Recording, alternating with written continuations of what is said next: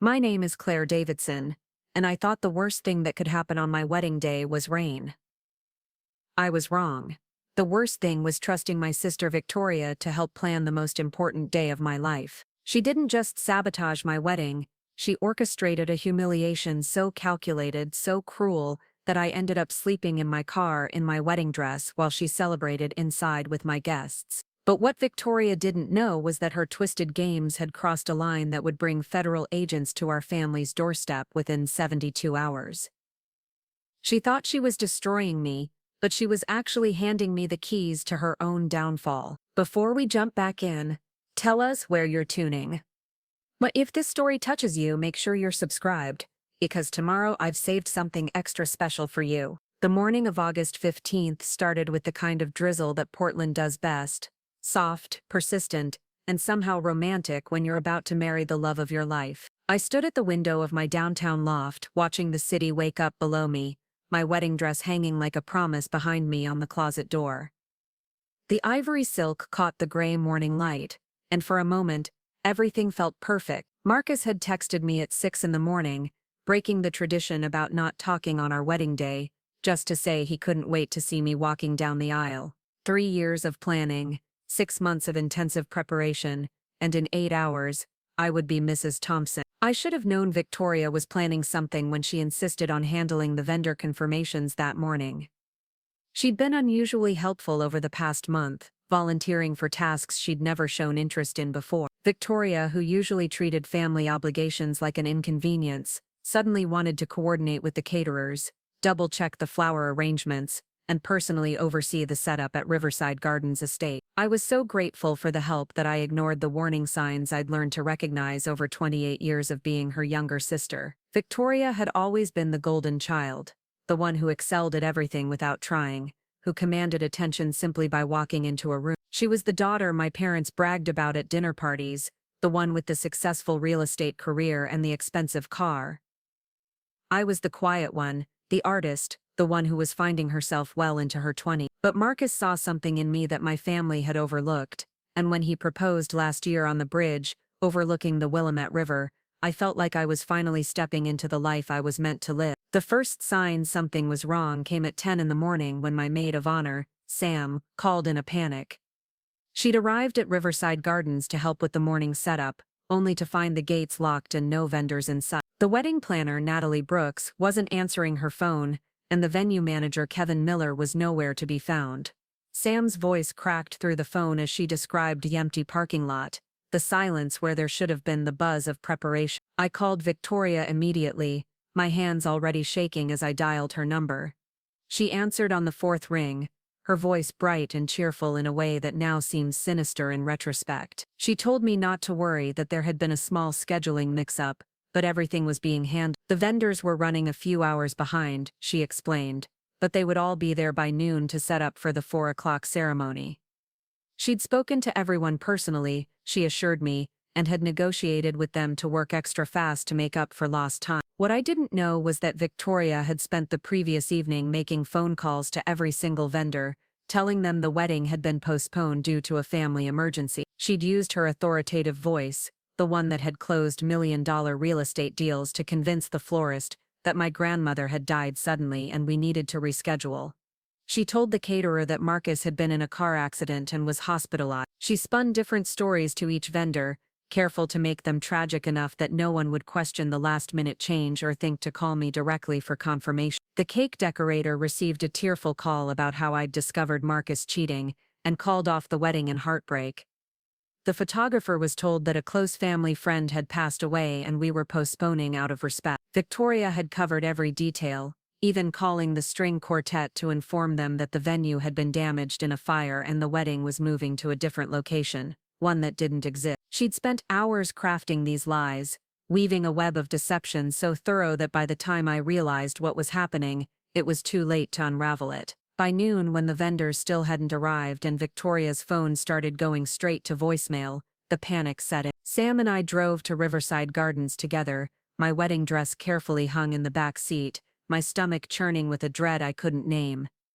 The venue looked exactly as Sam had described, locked, empty, abandoned. We sat in the parking lot, calling number after number, reaching vendors who expressed confusion and sympathy for emergencies they'd been told about, but that had never happened. The florist, Mrs. Chan, was the first to reveal the truth. When I finally reached her, she explained in broken English how sorry she was about my grandmother's passing, and how she hoped we could reschedule when the family was ready.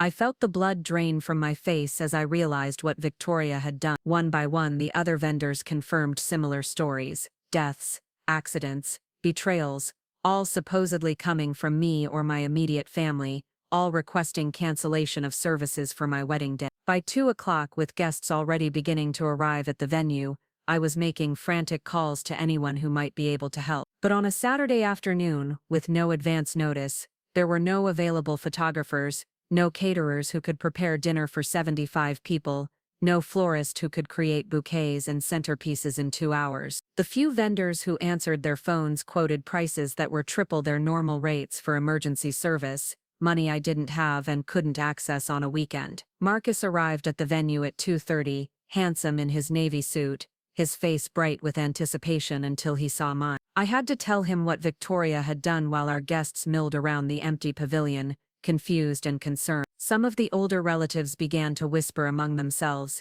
and I caught fragments of their conversations, speculation about cold feet, about family drama, about whether the wedding was actually happening. That's when Victoria made her entrance, and even now thinking about it makes my hands clench into fists. She swept into the venue wearing a black cocktail dress, black to my wedding, her hair perfectly styled, her makeup flawless. She carried herself with the confidence of someone who had everything under control, and in a voice loud enough for everyone to hear, she announced that she'd managed to save the day. Victoria had arranged for a backup reception, she declared, at our parents' house in Maple Heights. The caterer she'd hired would be arriving shortly with a simple but elegant meal, and she'd transformed the backyard into a beautiful venue for the ceremony. She'd even arranged for a photographer, her boyfriend Tyler, who was very talented with a camera. She painted herself as the hero of the story, the quick-thinking sister who had stepped in when everything went wrong. What she didn't tell the guests was that her backup plan consisted of folding tables from the church basement,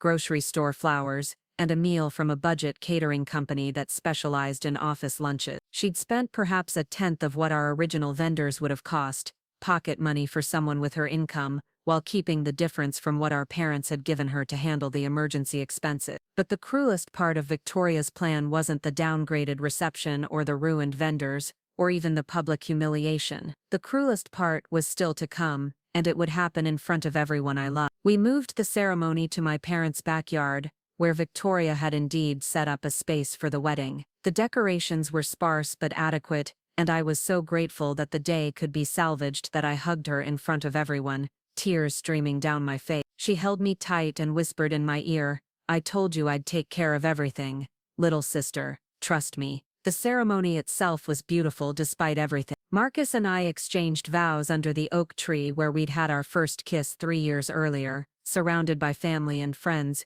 who had traveled from across the country to be with us. My dress was perfect, Marcus was radiant, and for an hour I forgot about the chaos and focused on the man I was marrying and the life we were beginning together. The reception started smoothly enough. The food was simple but good, the music played from a borrowed speaker system, and our guests seemed to be enjoying themselves despite the unusual circumstances. Victoria played the perfect hostess, making sure everyone had drinks, orchestrating the toasts, and taking photos with Tyler's camera. She seemed genuinely happy for me, and I began to think that maybe this disaster had actually brought us closer together. As the evening wound down and guests began to leave, Victoria approached me with a concerned expression. She explained that there had been a plumbing emergency at my parents' house, a burst pipe in the guest bathroom that had flooded the entire upper floor. The water damage was extensive, she said, and my parents needed to have the whole house professionally dried and restored. They would be staying at a hotel for the next few weeks,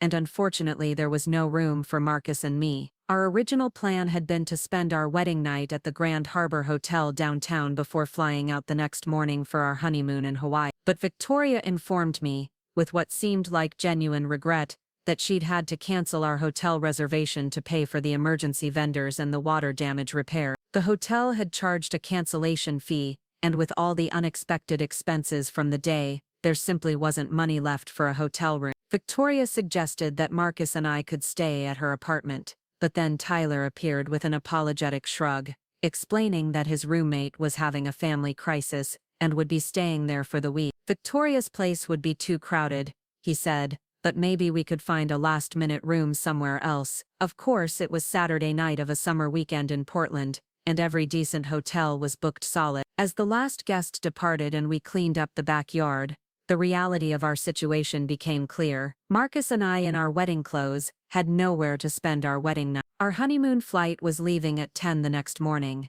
but we had no place to sleep, no place to shower and change, no place to begin our married life together. That's when Victoria delivered the final blow. As we stood in my parents' driveway, wedding cake still on my dress from where a piece had fallen during the cutting, she handed me a pillow and a blanket with a sympathetic smile. She explained that the plumbing situation was worse than she'd initially thought. The water had reached the main electrical panel, and the entire house was now unsafe. The fire department had been called, and no one could stay inside until the electrical system was inspected and repaired. She was staying at Tyler's place, she said, and our parents were at a hotel, but everywhere else was booked. The best she could offer was the screened porch on the side of the house, which would at least provide some shelter from the drizzle that had started up again. She was so sorry, she said, but it was just one night, and we'd laugh about it someday. I stood there in my wedding dress, holding a pillow and a blanket, looking at the screened porch where Victoria expected me to spend my wedding night. The space was barely large enough for two people to lie down, with a concrete floor and screens that had holes large enough for insects to crawl through. There was no furniture except for an old rocking chair with a broken arm, and the screens provided no protection from the wind and rain that were picking up as the evening progressed. Marcus was furious, but I was too exhausted and heartbroken to fight anymore. We'd already endured so much that day,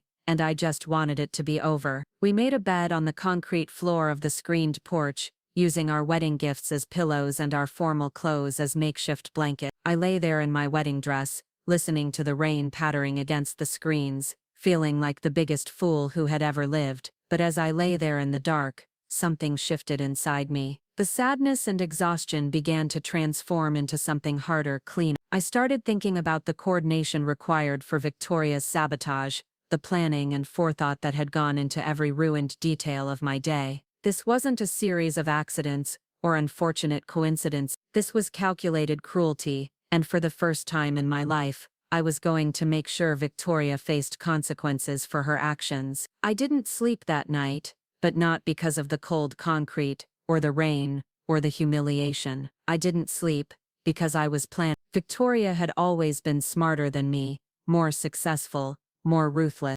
Preparing and narrating this story took us a lot of time, so if you are enjoying it, subscribe to our channel. It means a lot to us. Now back to the story.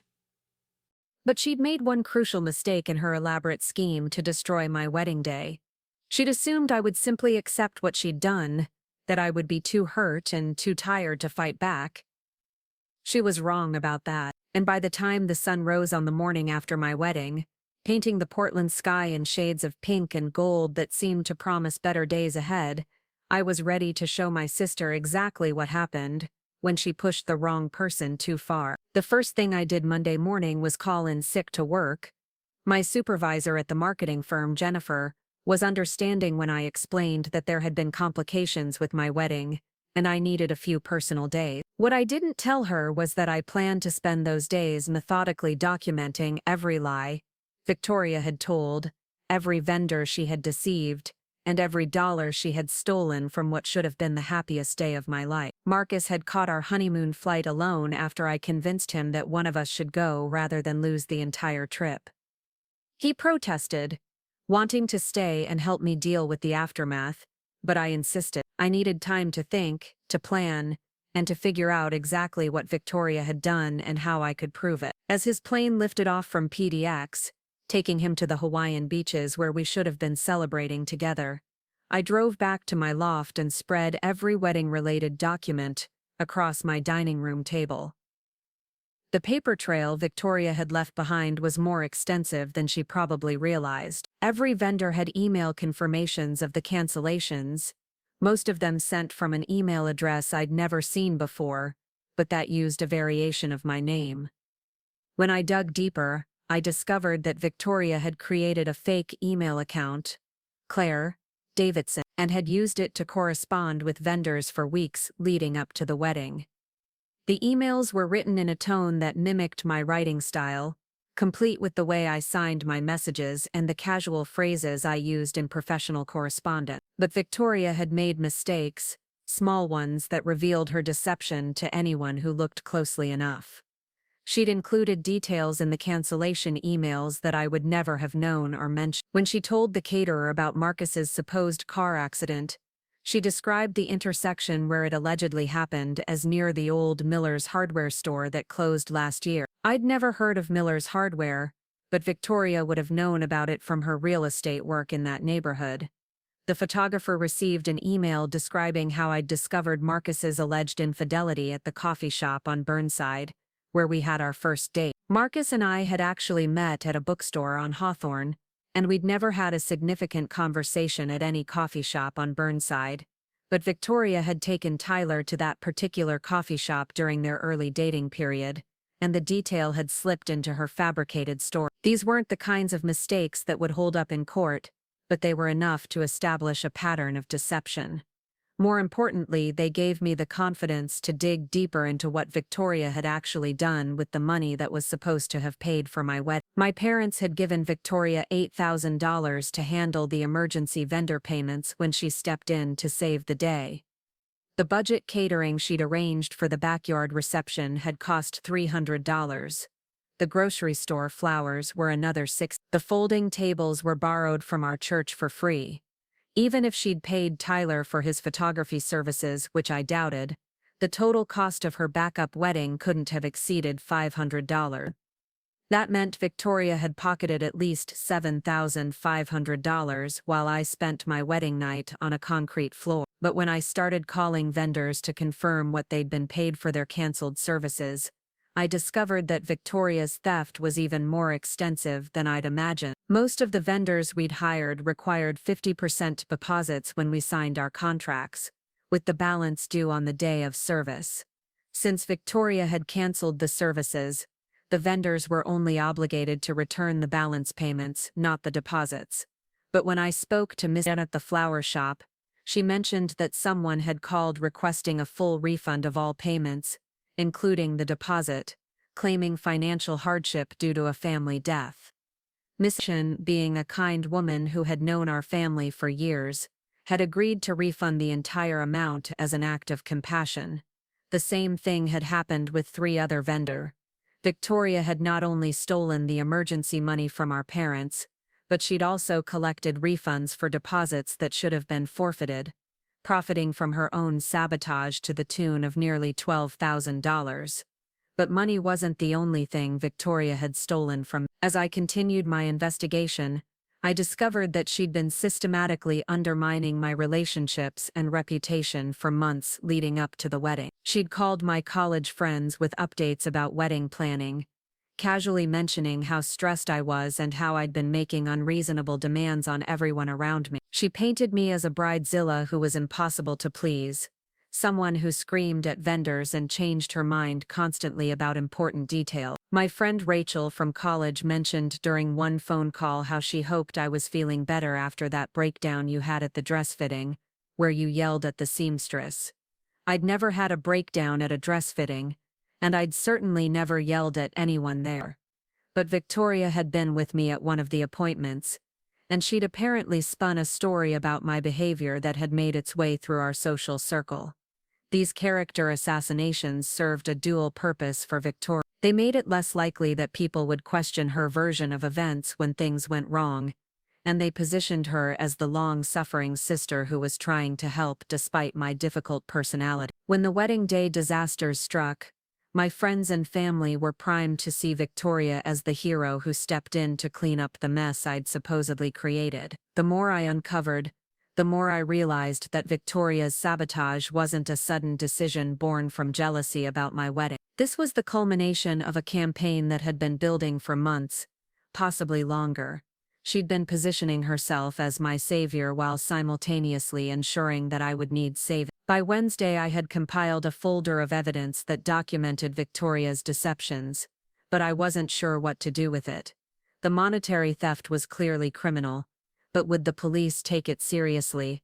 Would they see this as a family dispute rather than actual fraud? I needed advice from someone who understood the legal implications of what Victoria had done. That's when I called my college roommate Lisa, who had gone to law school and now worked for a firm in Seattle. Lisa listened to my story with growing amazement, asking detailed questions about the fake email account, the forged communications with vendors, and the financial fraud. When I finished explaining everything I'd discovered, there was a long pause before she spoke. Lisa told me that what Victoria had done wasn't just theft, it was wire fraud, mail fraud, and identity theft, all federal crimes because she'd used electronic communications to deceive victims across state lines. Several of our vendors were based in Washington and California, and Victoria's fake emails had crossed state boundaries. The use of my identity to commit these crimes elevated them to felony level, and the systematic nature of the deception suggested this was organized criminal activity, not a simple family dispute. But Lisa also warned me that pursuing criminal charges against my own sister would likely destroy our family permanently. Victoria would face serious jail time if convicted, and the scandal would affect our parents, our extended family, and everyone in our social circle. She encouraged me to think carefully about whether I wanted to go down that path,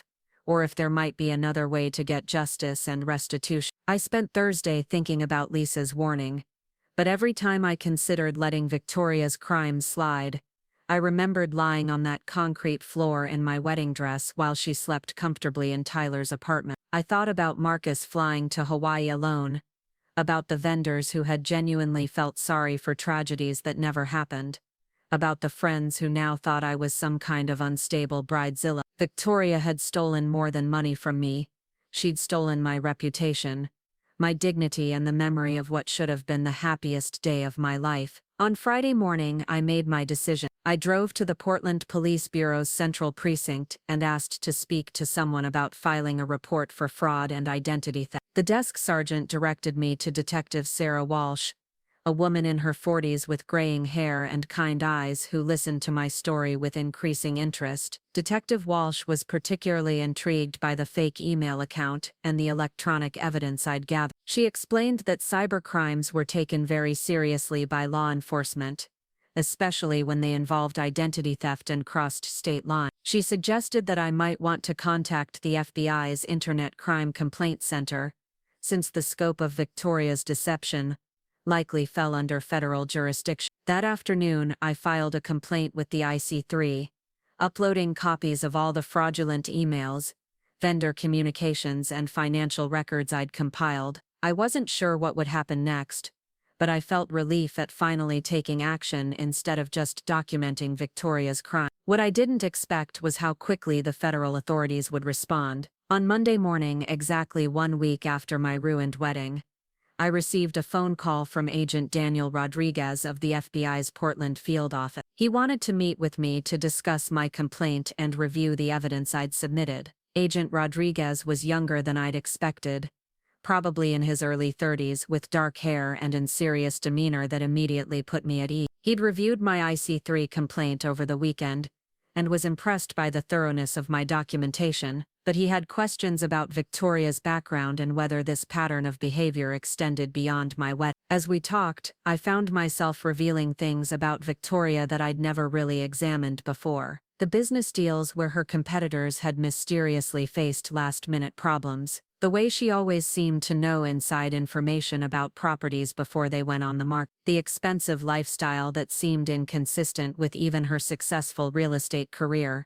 Agent Rodriguez took notes as I spoke, occasionally asking follow-up questions about dates, amounts, and other details. He was particularly interested in Victoria's real estate work, and whether I'd ever noticed anything unusual about her client relationships or business practices. I told him about the times Victoria had bragged about getting properties at below-market prices, and how she always seemed to have access to information about sellers who were desperate to close quickly. The meeting lasted for 3 hours, and by the end, Agent Rodriguez had expanded his interest far beyond my wedding day fraud. He explained that the FBI had been investigating suspicious real estate activity in the Portland area for several months, looking for evidence of mortgage fraud, money laundering, and other financial crimes related to property transactions. Victoria's name had come up in their investigation as someone with unusually high success rates and client connections that didn't always make sense. My wedding fraud complaint had provided them with evidence of Victoria's willingness to commit systematic deception for personal gain,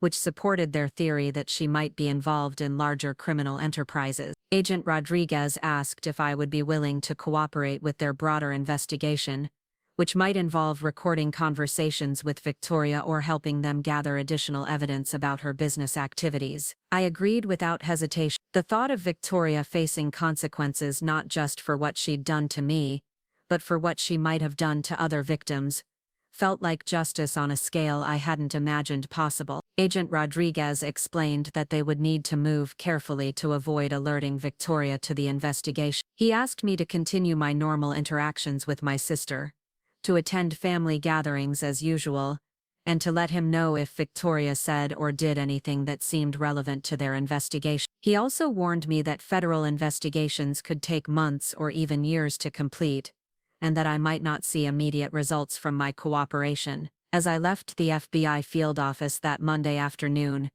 I felt something I hadn't experienced since my wedding night. Victoria had always been the smarter sister, the successful one, the one who seemed untouchable, but she'd finally crossed a line that put her within reach of consequences she couldn't charm or manipulate her way out of. The irony wasn't lost on me that Victoria's greatest weakness, her inability to resist showing off her cleverness, had provided the evidence that would eventually bring her down. She'd been so proud of her elaborate wedding sabotage, so confident in her ability to manipulate everyone around her, that she'd created a detailed digital trail of her crime. As I drove home through the Portland streets where Victoria had built her real estate empire, I allowed myself a small smile. She thought she'd destroyed me on my wedding day, but she'd actually given me the tools I needed to destroy her. And unlike Victoria's cruelties, my revenge would be served through legitimate channels, with federal agents and legal proceedings and consequences that she couldn't lie or steal her way out of. The game Victoria had started with my wedding was far from over, but for the first time since that awful night on the screened porch, I felt like I might actually win. The hardest part about cooperating with a federal investigation wasn't keeping secrets from Victoria. It was pretending everything was normal when she called me 3 days after my meeting with Agent Rodriguez. Her voice was sickeningly sweet as she asked how I was adjusting to married life and whether Marcus had enjoyed Hawaii.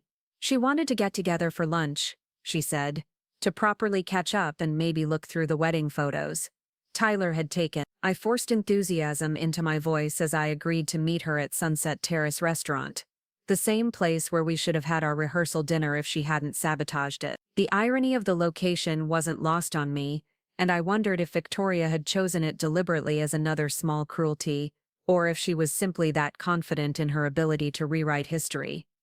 Agent Rodriguez had coached me on what to listen for during my interactions with Victoria. He was particularly interested in any mentions of her real estate clients, especially ones involving quick sales or unusual financing arrangements. He'd also given me a small recording device, explaining that Oregon was a one-party consent state, which meant I could legally record conversations as long as I was a participant.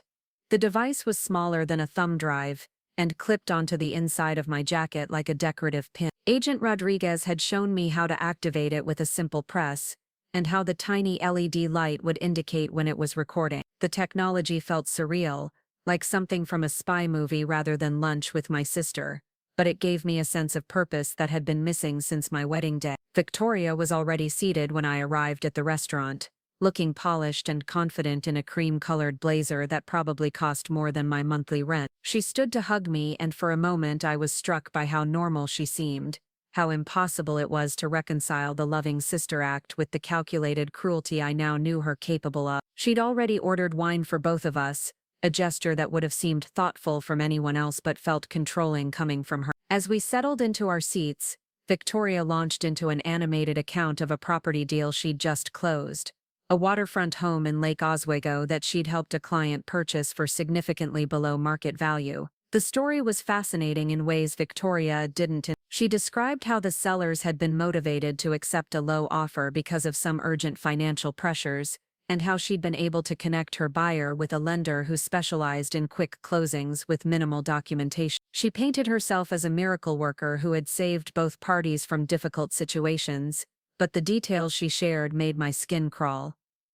According to Victoria, the sellers were an elderly couple who needed to move into assisted living quickly due to the husband's declining health. They'd been struggling to sell their home through traditional channels because of some title issues that Victoria described as minor paperwork problems that scared off other agents. She'd found a buyer who was willing to overlook these issues and close within 2 weeks, which gave the couple the cash they needed for the care facility. But as Victoria continued her story bragging about her negotiation skills and industry connections, I began to understand what had really happened. The motivated sellers were vulnerable people facing a medical crisis, and the minor title issues were probably significant legal problems that should have been resolved before any sale. Victoria had facilitated a transaction that took advantage of desperate people while enriching herself and her buyer at the seller's expense. I pressed the recording device as Victoria described how she'd helped her buyer secure financing through what she called alternative lending sources. These weren't traditional banks, she explained, but private investors who were willing to work with buyers who might not qualify for conventional mortgages. The interest rates were higher, but the approval process was much faster and required less documentation. What Victoria was describing sounded suspiciously like predatory lending, the kind of financial practices that had contributed to the housing crisis years earlier. But she spoke about it with pride, as if she were providing a valuable service rather than facilitating potentially illegal transactions. As lunch progressed, Victoria's stories became more elaborate and more incriminating. She told me about a client who'd purchased 3 properties in 6 months using what she called creative financing strategy. Another buyer had acquired a portfolio of rental properties by leveraging equity from previous purchases in ways that Victoria admitted were technically complex, but highly profitable. The pattern that emerged from her stories was clear.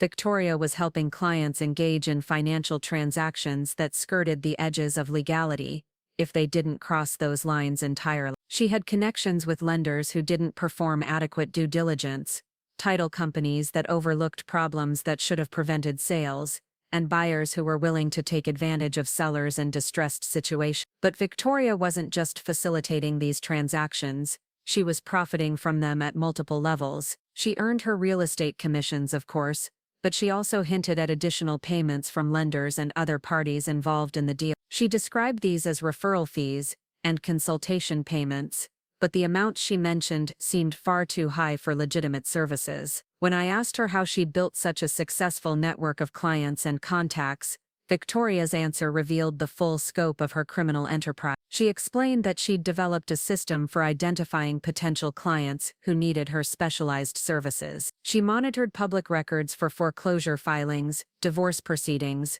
and probate cases, looking for people who might be forced to sell property quickly. She also cultivated relationships with bankruptcy attorneys, divorce lawyers, and estate planners who could refer clients to her when they needed immediate cash from property sale. In exchange, Victoria provided these professionals with referral fees that she described as mutually beneficial arrangements. What Victoria was describing was a systematic operation to prey on people in crisis situations. She'd built a network of professionals who would direct vulnerable clients to her, knowing that she would facilitate transactions that prioritized speed and profit over fairness or legal compliance. The referral fees she paid were essentially bribes to ensure a steady stream of victims. As she spoke, Victoria seemed completely unaware that she was confessing to multiple federal crimes. She was so proud of her business acumen, so confident in her own cleverness, that she couldn't see how her creative strategies looked to someone who wasn't benefiting from them. She thought she was impressing me with her success,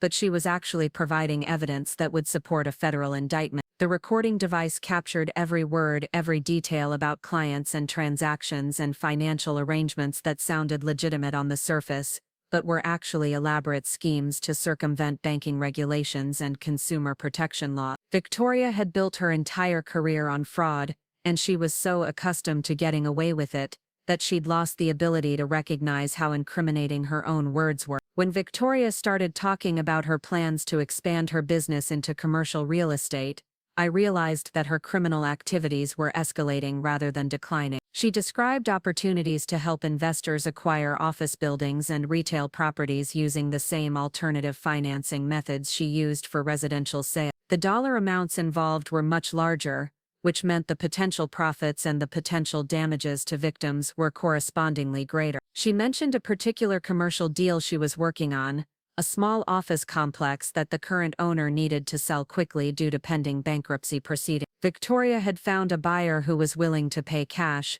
but the transaction required the cooperation of several different parties, including the bankruptcy court, the existing tenants, and a new lender who would provide financing for renovation. The way Victoria described the deal made it sound like a legitimate business transaction, but the details suggested something much more problematic. The cash buyer was using funds from what Victoria called overseas investors, and the renovation financing was coming from a source that didn't require traditional documentation or credit check. The existing tenants were being offered lease modifications that would significantly increase their rent, and those who couldn't afford the new terms would be forced to vacate. What Victoria was facilitating wasn't a normal commercial real estate transaction. It was a scheme to acquire distressed properties using questionable financing, displace existing tenants, and flip the buildings for profit without regard for the people and businesses affected. The overseas investors were probably money launderers looking for ways to convert illegal funds into legitimate assets, and the renovation loans were likely predatory arrangements that would trap the new owners in unsustainable debt. As Victoria continued describing her commercial real estate plans, I found myself thinking about all the people who would be harmed by her activities. The small business owners who would lose their locations when they couldn't afford the increased rent. The employees who would lose their jobs when those businesses closed. The community members who would see their neighborhoods changed by developments that prioritized profit over people. Victoria saw herself as a successful entrepreneur, but she was actually a predator who had learned to exploit the financial system for personal gain. Her wedding day sabotage hadn't been an aberration.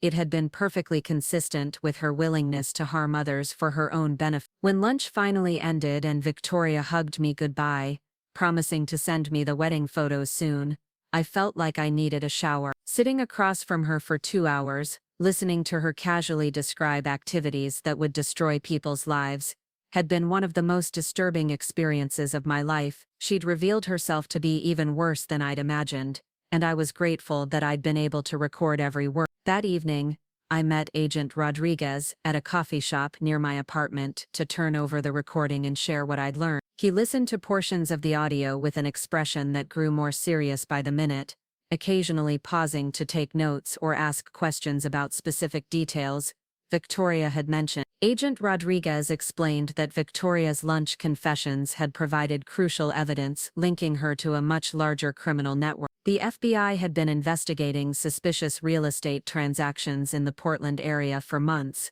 but they'd been missing the connections between different cases. Victoria's descriptions of her clients, lenders, and business partners had filled in gaps that would allow them to understand the full scope of the criminal enterprise. The alternative lenders, Victoria had mentioned, were part of a money laundering operation that the FBI had been tracking across multiple states. The overseas investors were connected to organized crime groups that used real estate transactions to convert illegal profits into legitimate assets. Victoria had unknowingly described her role in a criminal network that extended far beyond individual mortgage fraud. Agent Rodriguez told me that my recording had provided enough evidence to justify search warrants for Victoria's business records, computers, and financial accounts. The investigation was moving into a new phase, and within weeks, they would begin executing arrests of the key figures in the criminal network. But he also warned me that Victoria would likely become suspicious once the investigation became more active. Other members of the network might warn her that law enforcement was closing in, or she might notice unusual activity around her business that would indicate federal scrutiny. He advised me to be careful about my interactions with her, and to contact him immediately if Victoria said or did anything that suggested she was aware of the investigation. As I walked home that night, I felt a mixture of satisfaction and apprehension. The recording had been more successful than I'd dared to hope, providing evidence that would ensure Victoria faced serious consequences for her crimes, but I also knew that the most dangerous phase of the investigation was just beginning. Victoria had built her entire life on deception and manipulation, and she wouldn't go down without a fight. When she realized that her criminal empire was collapsing, she would likely do whatever it took to protect herself, even if it meant destroying everyone around her. I was about to learn just how far my sister would go to avoid facing the consequences of her actions. The wedding day humiliation that had started this whole chain of events suddenly seemed insignificant compared to what was coming. Victoria had made the mistake of underestimating me once, and it had led to her downfall, but she was too smart and too ruthless to make that mistake again. The real battle between us was just beginning. The first crack in Victoria's facade appeared exactly 2 weeks after our lunch at Sunset Terrace. I was at my desk at the marketing firm, working on a campaign for a local bakery, when my phone rang with Victoria's number. Her voice was different when I answered, tighter, more controlled, with an edge I'd rarely heard before. She needed to see me immediately, she said.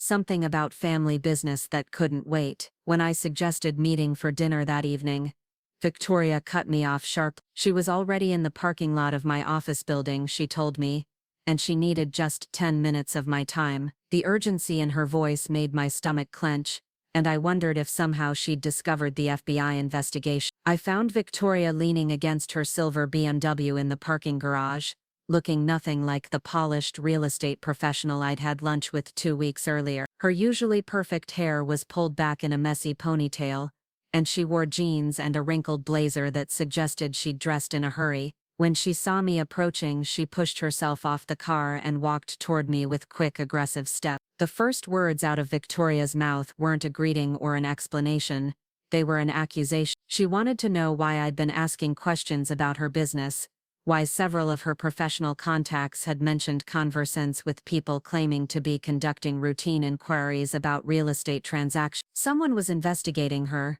she said, and she needed to know if I had anything to do with it. I kept my expression neutral as Victoria described the inquiries that had alarmed her. A title company had received questions about documentation for several of her recent closings. A lender had been contacted by someone asking about loan approval processes for clients Victoria had referred. Even Tyler had been approached by someone claiming to be verifying information for an industry association, asking about the photography work he'd done for various real estate events. Victoria's paranoia was evident in every word she spoke, but it was also clear that her suspicions were grounded in reality. The FBI investigation was moving forward, and Victoria had been sharp enough to notice the pattern of inquiries even before any official action had been taken. Her criminal instincts, the same ones that had allowed her to build her fraudulent empire, were now alerting her to the danger closing in around her. When I assured Victoria that I hadn't been asking questions about her business, she studied my face with the intensity of someone who made her living reading people's motivations and weaknesses. For a moment, I thought she was going to accuse me directly of cooperating with law enforcement. Instead, she took a different approach that was somehow more unsettling. Victoria began talking about family loyalty, about how the Davidson name meant something in this community and how important it was for us to protect each other from outsiders who might try to harm our reputation. She reminded me of everything our family had done for me over the years, the support they'd provided during difficult times, the connections that had helped me get my job at the marketing firm. The subtext of Victoria's words was clear. She was warning me that crossing her would have consequences for my entire family. She had the power to damage relationships, destroy reputations, and create problems that would extend far beyond whatever issues she might be facing personally. She wanted me to understand that helping anyone investigate her would be an act of betrayal that she wouldn't forgive or forget. But Victoria's attempt at intimidation revealed something she probably hadn't intended. The confident, manipulative sister who had orchestrated my wedding day humiliation was scared enough to threaten family members in a parking garage. Whatever she was involved in was serious enough that the prospect of exposure had shaken her usual composure. I told Victoria that I understood her concerns about family loyalty, and that I would certainly let her know if anyone contacted me with questions about her business. The lie came easily, and I was surprised by how calm I felt while delivering it. Living with the knowledge of Victoria's crimes for the past month had changed something fundamental in my relationship with truth and deception. Victoria seemed somewhat reassured by my response, but she wasn't finished with our conversation. She wanted to know about my marriage, about how Marcus was adjusting to being part of the Davidson family, about whether he understood the importance of discretion when it came to family matters. The questions felt like a fishing expedition, as if Victoria was trying to determine whether Marcus might be a source of information or a potential threat. I told Victoria that Marcus was focused on his new job and adjusting to married life, that he rarely discussed family business because he was still getting to know everyone. This was essentially true. Marcus was still in Hawaii, extending his stay because of work opportunities that had emerged during his solo honeymoon.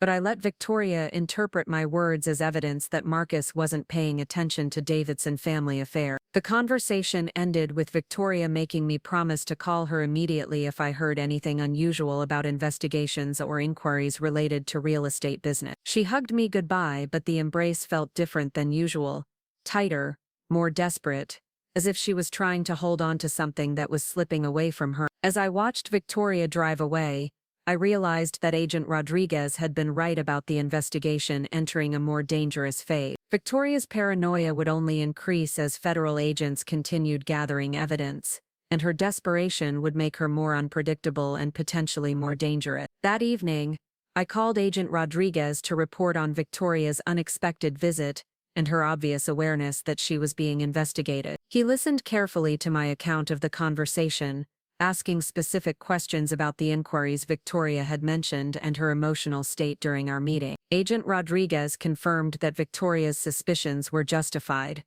The FBI had indeed been conducting the preliminary interviews she'd detected, but he was concerned that her awareness of the investigation might prompt her to destroy evidence or flee before they could execute arrest warrants. The timeline for taking action against Victoria and her criminal network would need to be accelerated. He asked if I would be willing to participate in one more recorded conversation with Victoria, this time wearing a more sophisticated recording device that would capture higher quality audio. The FBI needed evidence of Victoria attempting to obstruct the investigation or intimidate potential witnesses, which would add federal charges to the already extensive list of crimes they could prove against her. The plan Agent Rodriguez outlined was more complex than simply recording a lunch conversation. He wanted me to call Victoria and express concern about the questions I'd supposedly been hearing around town about her business. I would suggest that we meet to discuss what she should do to protect herself, which would give her an opportunity to incriminate herself further while thinking she was confiding in a supportive family member. The meeting would take place at Victoria's office,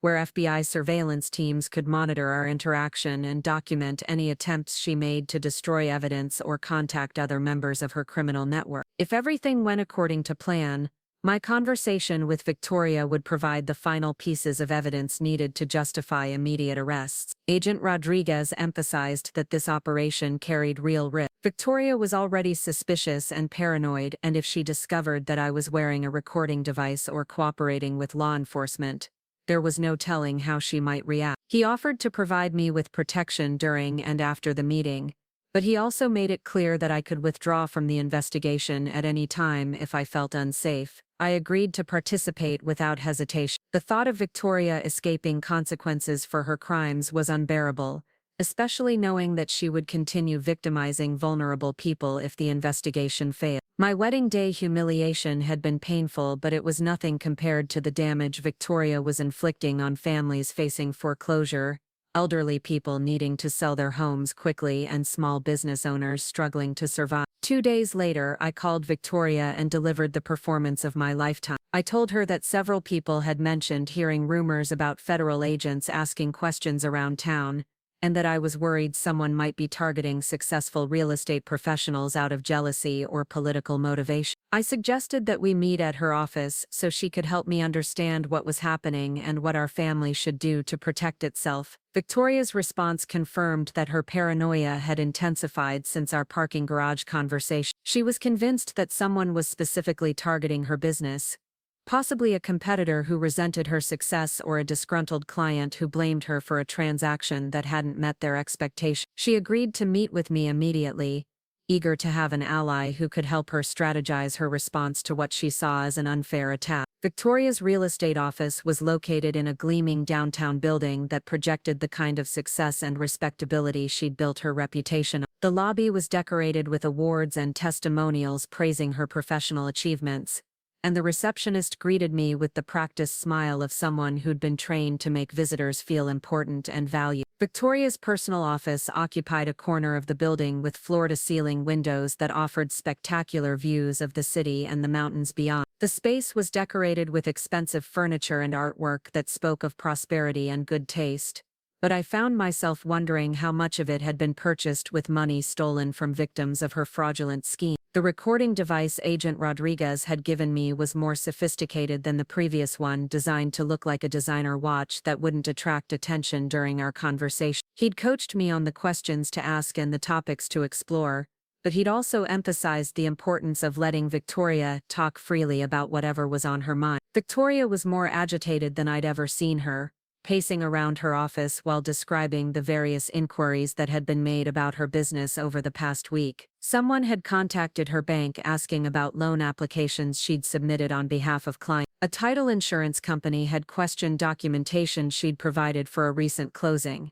Even her professional association had received calls from people claiming to be conducting routine audits of member activity. The pattern of investigation was becoming more obvious to Victoria with each passing day, and she was starting to realize that whatever was happening was far more serious than simple competitor jealousy or disgruntled client complaint. She suspected that federal agents were building a case against her, though she couldn't understand why she would be targeted for activities that she insisted were standard practices in the real estate industry. As Victoria described her business practices to me, trying to explain why they were legitimate and professional, she inadvertently provided more evidence of her criminal activity. She talked about helping clients obtain financing through creative channels when traditional banks were too rigid in their requirements. She described her relationships with lenders who were willing to approve loans quickly without excessive documentation or credit check. Victoria seemed to genuinely believe that her activities were acceptable, that she was providing valuable services to clients who might otherwise be unable to purchase property or obtain necessary finance. But her descriptions of specific transactions revealed a pattern of fraud, money laundering, and predatory lending that would be devastating when presented to a federal jury. The conversation took a darker turn when Victoria began talking about her plans to protect herself from what she now clearly understood was a serious federal investigation. She mentioned having offshore accounts that weren't easily traceable, business records that had been stored in locations where they would be difficult for authorities to access, and relationships with people who could help her disappear if necessary. Victoria's contingency planning revealed the extent to which she'd always known her activities were criminal. She hadn't just stumbled into fraud through poor judgment or aggressive business practices. She'd deliberately built a criminal enterprise while simultaneously preparing escape routes for when law enforcement inevitably discovered what she was doing. But the most chilling part of our conversation came when Victoria started talking about the people who might pose threats to her freedom. She mentioned specific clients who knew too much about her financing arrangements, business partners who could implicate her in money laundering schemes, and professional contacts who might cooperate with federal investigators to protect themselves. Victoria wasn't just planning to flee if the investigation intensified. She was considering ways to eliminate potential witnesses who could testify against her. She spoke about these people as problems that needed to be solved, obstacles that stood between her and her freedom. The casual way she discussed destroying people's lives was terrifying, and I realized that I was probably high on her list of potential threats. When Victoria asked me directly whether I would support her if federal agents approached me with questions about our family or her business, I felt the weight of the recording device on my wrist and the knowledge that everything she was saying would soon be used as evidence against her. I looked my sister in the eye and promised that family loyalty would always come first, that I would never do anything to help outsiders harm someone I loved. The lie felt different this time, not like a deception but like a form of justice. Victoria had spent our entire lives manipulating truth to serve her purposes, and now I was using her own tactics against her. She'd taught me that words were weapons and that family bonds could be exploited for personal gain. I was simply applying the lessons she'd provided. Our conversation ended with Victoria asking me to keep our discussion confidential and to contact her immediately if anyone approached me with questions about her business or our family. She hugged me goodbye, and for a moment I felt something that might have been grief for the sister I'd thought I knew, the person I'd believed Victoria to be before I discovered the truth about her character. As I left Victoria's office building, I knew that this would probably be the last normal conversation we would ever have. Within days, federal agents would be executing search warrants and making arrests, and Victoria would discover that the family loyalty she'd been counting on had actually been the instrument of her destruction. The recording device had captured every word of Victoria's confessions, her obstruction attempts, and her implied threats against potential witnesses. Combined with the evidence the FBI had already gathered, it would be more than enough to ensure that Victoria faced serious federal charges and substantial prison time. But as I walked to my car, I couldn't shake the feeling that Victoria's final defeat would come at a cost I wasn't fully prepared to pay. Destroying my sister would also destroy our family, create scandal that would follow us for years, and force me to live with the knowledge that I had been the one to bring down someone I had once loved. The justice I'd been seeking since my wedding night was finally within reach, but it looked nothing like the simple vindication I'd originally imagined. Victoria's crimes were so extensive and so serious that her punishment would be devastating not just for her but for everyone connected to her life. As I drove home through the Portland streets where Victoria had built her criminal empire, I realized that some victories come with a price that's almost too high to pay. But some actions are so harmful, so destructive to innocent people, that stopping them becomes more important than preserving the relationships that make life meaningful. Victoria had made her choices, and now she would face the consequence. The only question remaining was whether I was strong enough to live with mine. The raid began at 6:30 on a Thursday morning, exactly 48 hours after my final conversation with Victoria in her office. I wasn't there to witness it, but Agent Rodriguez called me afterward to describe how federal agents had simultaneously executed search warrants at Victoria's office, her apartment, our parents' house, and 3 other properties connected to her criminal network. Victoria had been arrested at her apartment, still in her pajamas, clutching a cup of coffee when FBI agents knocked on her door. According to Agent Rodriguez, she'd initially tried to maintain her usual composure,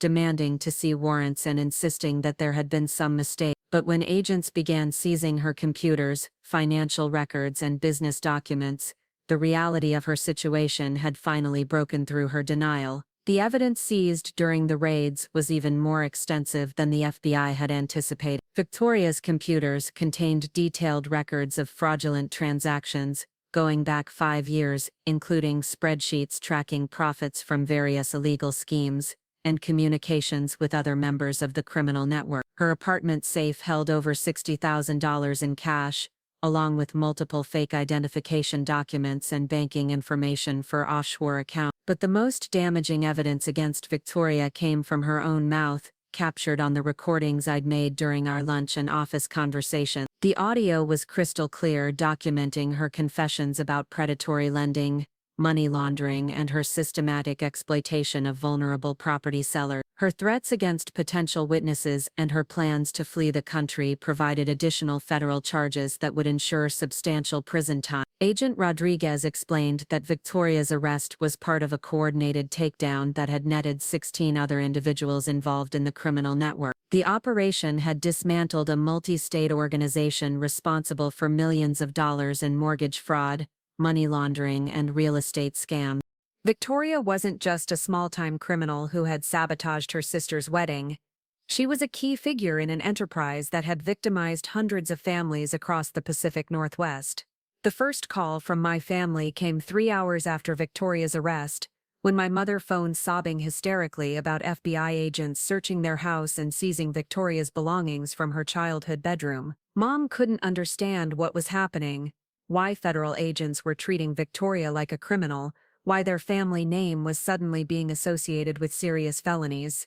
I listened to my mother's anguish with a mixture of sympathy and resolve. She genuinely had no idea about Victoria's criminal activities, and the shock of discovering that her successful daughter was actually a career criminal was devastating. But I also knew that my parents' ignorance didn't absolve them of the consequences of Victoria's actions, and that their social standing and reputation would suffer regardless of their personal innocence. My father called an hour later, his voice cold and accusatory in a way I'd never heard before. He wanted to know if I had any information about why Victoria was being targeted, if I'd heard rumors or gossip that might explain the federal investigation. There was something in his tone that suggested he suspected my involvement, though he stopped short of making direct accusations. I told my father the same thing I'd told Victoria, that I'd heard vague rumors about federal agents asking questions around town, but that I had no specific knowledge about any investigation. The lie felt necessary to protect both the ongoing legal proceedings and my own safety, but it also created a gulf between my parents and me that I knew would never be fully bridged. The media attention began that afternoon, when local news stations picked up the story of a major federal raid targeting real estate fraud in Portland. Victoria's name wasn't initially released, but by evening, reporters had identified her as one of the key figures arrested in the operation. Her photograph appeared on television screens across the city, transforming her from a respected business professional into the face of a criminal enterprise. The news coverage was devastating for our family's reputation.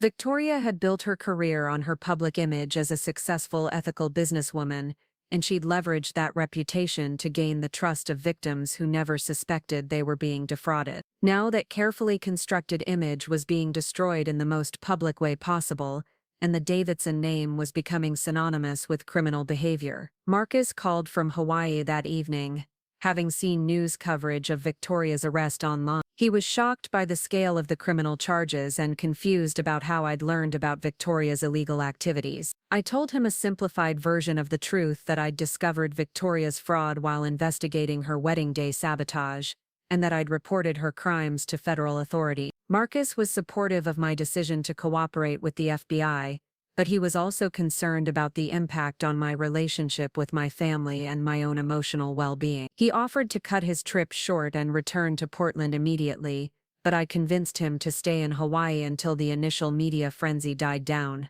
I needed time to process what had happened and prepare for the consequences that would inevitably follow. Victoria's first court appearance was scheduled for the following Monday, and Agent Rodriguez warned me that she would likely be denied bail given the seriousness of the charges and her demonstrated flight risk. The evidence of her offshore accounts and fake identification documents made it clear that she'd been preparing to flee the country if her criminal activities were discovered. The weekend before Victoria's hearing was the longest of my life. I stayed in my apartment, avoiding phone calls from family members and reporters who had somehow obtained my contact information. The few times I ventured outside, I felt like people were staring at me, recognizing me as Victoria Davidson's sister, wondering if I'd been involved in her crimes, or if I'd known about them all along. Saturday evening brought an unexpected visitor when Tyler appeared at my apartment door, looking haggard and desperate. He'd been questioned by FBI agents about his knowledge of Victoria's business activities,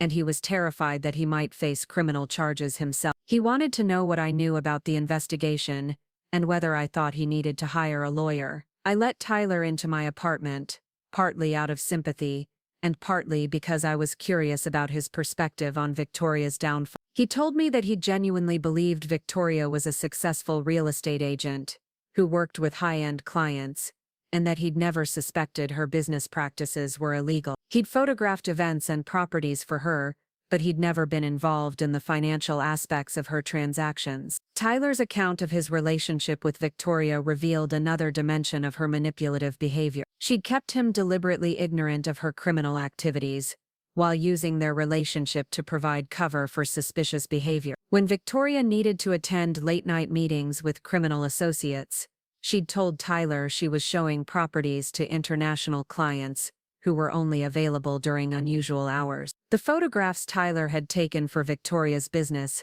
had inadvertently documented criminal activities, including meetings with money launderers and visits to properties involved in fraudulent transactions. FBI agents had seized his camera equipment and computer files, and he was now being treated as a potential witness who could provide evidence about Victoria's criminal network. As Tyler described his confusion and fear about becoming involved in a federal criminal case, I felt a mixture of sympathy and recognition. He was experiencing the same shock and betrayal I'd felt when I discovered Victoria's true nature. The same disorientation that comes from realizing someone you trusted was systematically deceiving you. But Tyler's visit also reminded me of how many people Victoria's crimes had affected beyond her direct victim. Her criminal activities had created a web of consequences that extended to family members, romantic partners, business associates, and anyone else who had the misfortune of being connected to her life. Victoria's court appearance on Monday drew a crowd of reporters and spectators, making it impossible for me to attend without becoming part of the media circus. I watched the coverage from my office, seeing my sister in handcuffs and an orange jumpsuit for the first time since her arrest. She looked smaller somehow, diminished by the reality of her situation in ways that her previous confidence and manipulation couldn't overcome. The federal prosecutor outlined the charges against Victoria in detail, describing a criminal enterprise that had operated for years while causing millions of dollars in damages to victims across multiple states. The evidence against her was overwhelming, including recorded confessions, financial records, and testimony from co-conspirators who were cooperating with the investigation in exchange for reduced sentences. Victoria's defense attorney requested bail, arguing that she had strong ties to the community and no prior criminal record. But the prosecutor successfully argued that Victoria posed both a flight risk and a danger to potential witnesses, citing the offshore accounts, fake identification documents, and recorded threats she'd made against people who might testify against her. The judge denied bail, ordering Victoria to remain in federal custody until her trial. As she was led back to her holding cell, Victoria turned toward the gallery and her eyes found the television camera broadcasting the proceeding. For just a moment her composure cracked and I saw something that might have been fear or regret or simply disbelief that her carefully constructed world had collapsed so completely. The trial was scheduled for 6 months later, giving federal prosecutors time to organize the massive amount of evidence they'd gathered and prepare testimony from the dozens of victims and witnesses who would be called to testify. Agent Rodriguez told me that I would likely be called as a witness, both to authenticate the recordings I'd made and to describe Victoria's attempts to obstruct the investigation. The months leading up to the trial were difficult for my entire family. My parents struggled with the social isolation that came from having their daughter's criminal activities become public knowledge. Friends and neighbors who had once respected the Davidson name now viewed my family with suspicion and pity. My father's retirement was overshadowed by constant questions about whether he'd known about Victoria's crimes, and my mother became increasingly reclusive as the media attention continued. Marcus returned from Hawaii the week after Victoria's arrest and we began the process of rebuilding our relationship in the shadow of the federal criminal case. He was supportive of my decision to cooperate with the FBI, but he also understood that my family relationships had been permanently damaged by Victoria's crimes and my role in exposing them. We postponed our delayed honeymoon indefinitely, focusing instead on creating a new normal that acknowledged the reality of our situation. The marriage we'd begun with such hope and excitement was now inextricably linked to a criminal case that would define our lives for years to come. Victoria's trial began on a cold February morning, almost 6 months after my ruined wedding day. The federal courthouse was packed with reporters, victims, and family members, creating an atmosphere of tension and anticipation that made it difficult to breathe. I sat in the witness section, knowing that I would soon be called to testify against my own sister. The prosecution's case was methodical and devastating, presenting evidence of Victoria's crimes in chronological order while building a narrative of systematic fraud and manipulation. Victim after victim took the stand to describe how Victoria had exploited their desperation and trust, stealing their money while pretending to help them achieve their dreams of homeownership. When my turn came to testify, I walked to the witness stand knowing that my words would help send Victoria to prison for what would likely be decades. I identified my voice on the recordings, confirmed that Victoria had made the statements voluntarily, and described her attempts to intimidate me and obstruct the investigation. Victoria watched me testify with an expression I couldn't read, but she never looked away or showed any sign of the anger or hatred I'd expected. When I finished my testimony and returned to my seat, I felt empty rather than vindicated.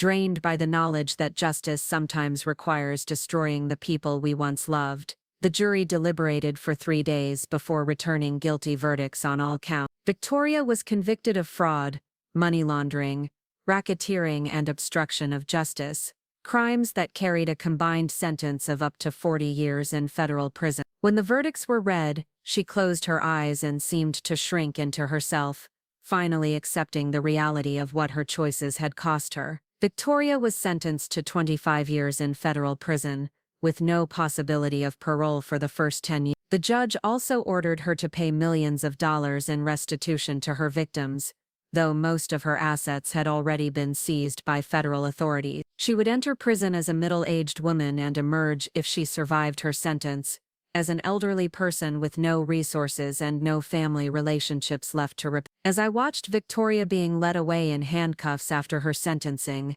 I felt something that wasn't quite satisfaction but wasn't regret either. She'd brought her punishment on herself through years of criminal behavior that had harmed countless innocent people. My role in exposing her crimes had been necessary and justified, even if it had required destroying my own family in the process. The federal investigation eventually led to the recovery of millions of dollars in stolen funds and the prosecution of dozens of other criminals involved in the network Victoria had helped build. Hundreds of victims received at least partial restitution for the losses they'd suffered, and the dismantling of the criminal enterprise prevented future frauds that would have victimized even more families. My wedding day had been ruined by Victoria's cruelty, but her attempt to humiliate me had ultimately led to justice for people who had suffered far worse losses than a destroyed celebration. The concrete floor of my parents' screened porch had been uncomfortable for one night, but the families who'd lost their homes to Victoria's fraudulent schemes had endured years of financial devastation. In the end, Victoria's greatest crime wasn't what she'd done to me on my wedding day, it was what she'd done to vulnerable people who had trusted her with their most important financial decisions. Her punishment was severe, but it was proportional to the harm she'd caused and the threat she'd posed to future victims. Marcus and I eventually took our delayed honeymoon, traveling to places that had no connection to Portland or the Davidson family or federal criminal cases. We built a marriage that was stronger for having survived Victoria's attempts to destroy it, and we created a life that was defined by our choices rather than by the crimes of people we'd once trusted. Sometimes I wonder if Victoria thinks about that night she made me sleep outside in my wedding dress, if she realizes that her moment of cruelest triumph was actually the beginning of her complete downfall. She'd tried to prove that I would always be beneath her, but she'd actually proved that some people eventually rise above the circumstances others try to impose on them. The screened porch where I spent my wedding night has been demolished, replaced by a deck where my parents now sit and try to make sense of how their family fell apart. They've never fully forgiven me for my role in Victoria's prosecution, but they've also never questioned whether I made the right choice. Some betrayals are necessary, and some loyalties aren't worth preserving. Victoria will spend the next 25 years thinking about the choices that led her to federal prison, but I hope she also spends some time thinking about the people she hurt along the way. The families who lost their homes, the elderly couples who were cheated out of their life savings, the small business owners who were displaced by her fraudulent development schemes. My wedding dress still hangs in my closet, cleaned and preserved, despite everything it represents. Sometimes I look at it and remember the hope and excitement I felt on the morning I was supposed to marry Marcus in a beautiful ceremony surrounded by people who loved us. But mostly I remember the strength I found lying on that concrete floor, the moment I decided to stop being Victoria's victim and start being her consequence. Some stories about family betrayal end with forgiveness and reconciliation, but this isn't one of them. Victoria made her choices and I made mine. The FBI called because someone finally had the courage to report crimes that had been hidden behind a facade of respectability and family loyalty. Justice isn't always comfortable, but it's always necessary.